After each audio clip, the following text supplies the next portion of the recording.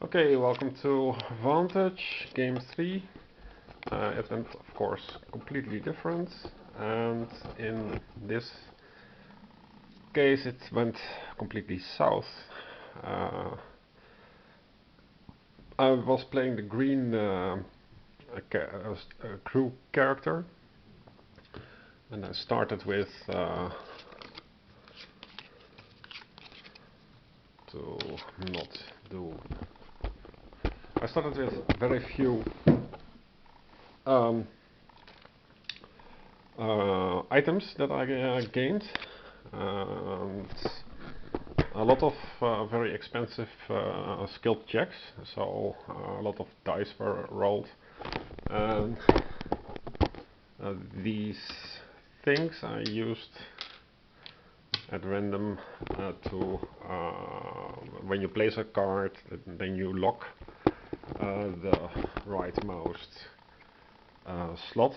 So also, if you would go here and increase morale, then you would also not trigger the random skill. So eventually this would be possible, but the third would push this out. And if you had two of these and one was added because you placed a card into a slot, then you had the choice either of these two should leave, and this pushes down the difficulty decrease, because in my last two games I got to a point where I could place almost every die. So the game took like forever, and this is a natural way to um, to push down to an end, a natural end of the story. This also makes it a little bit more predictable. But it turned out to be superfluous in this case. In my previous game I used purple, I think, and I got a lot of green abilities and green things. So I thought, well, green would be easy, but it was not so easy. I landed on something to see. Yeah, I had to collect some animals in the mission, and I got two quests to place a series of things and to map a certain region.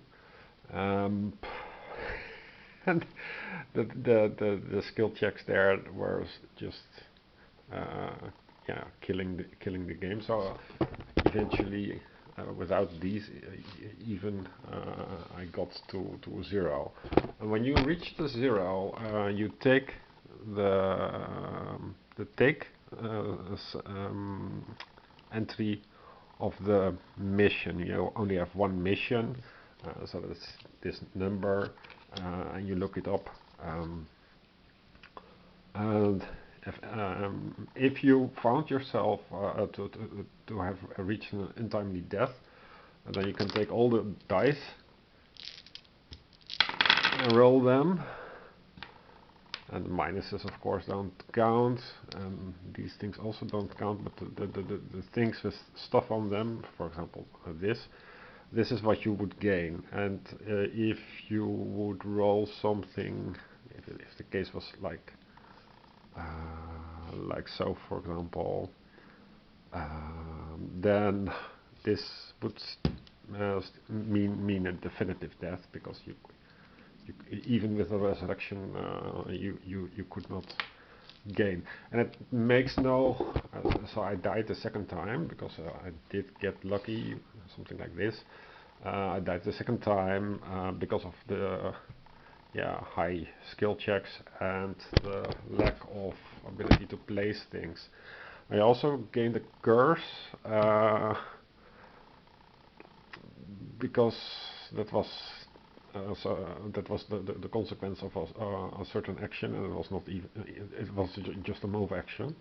But yeah, the game thought I would take something, and I got a curse and I got the item. And fortunately, I got an item. I'm going to show it. But I also got an item that cancels this. But this cannot be removed and placed into the reserve, and so the other item cannot also not be removed, because then the cursor will be active again if the neutralizer is gone. So this, yeah, it's a completely different game. Yeah, now, so you don't really have a control of the duration, and that is also not like in Euro games as a predictable growth pattern or something, or an acceleration. So you have to be okay with that. So after my initial hurdles with or problems with the rule book, these can be overcome. Although the point still remains valid that it should be rewritten. But yeah, you can use this system if you place initially the random things in the corner, and this gradually pushes it down. But you have to be lucky in some sense that the things that you gain. I'm not going to show everything here. The things that you gain,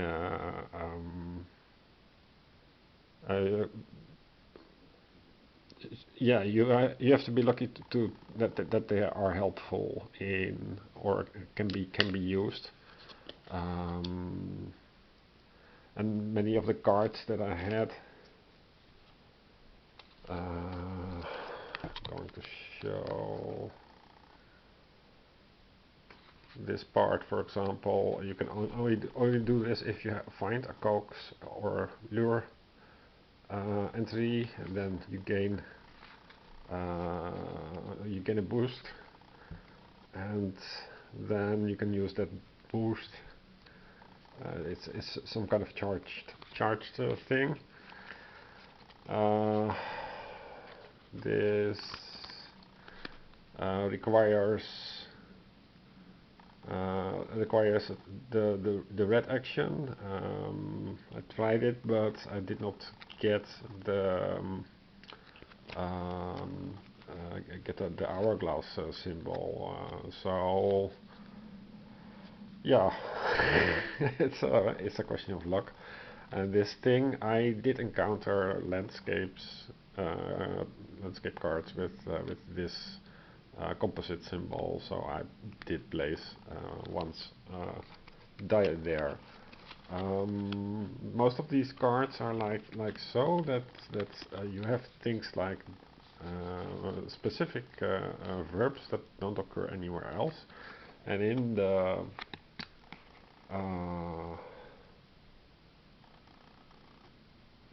in they refer to an ability on the bottom, and this means that there is an extra action that you have to gamble with on top of the normal location cards, where you can only do one action. You can do this extra action, but you would only do this if you have sufficient amount of cards, because you have to place the challenge dice.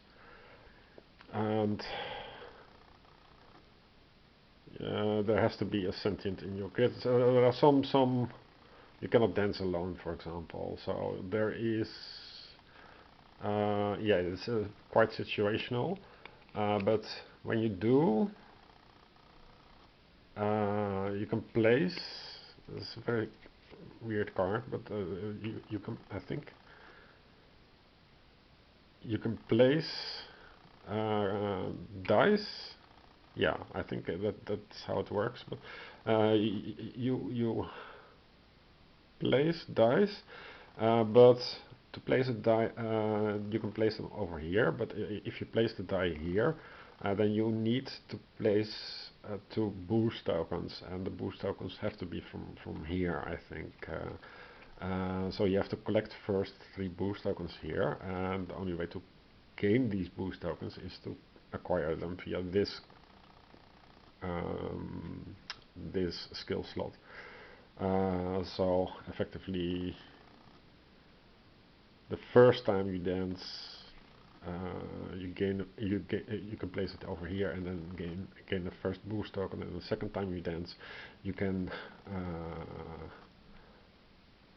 you no, wait, before the second time you dance, you have to get rid of this card, so of this die, so it would be like so, for example, and so that the CDs have to be recollected, and then later, much later, you can dance again, or you can execute this, because you have then 2 cubes.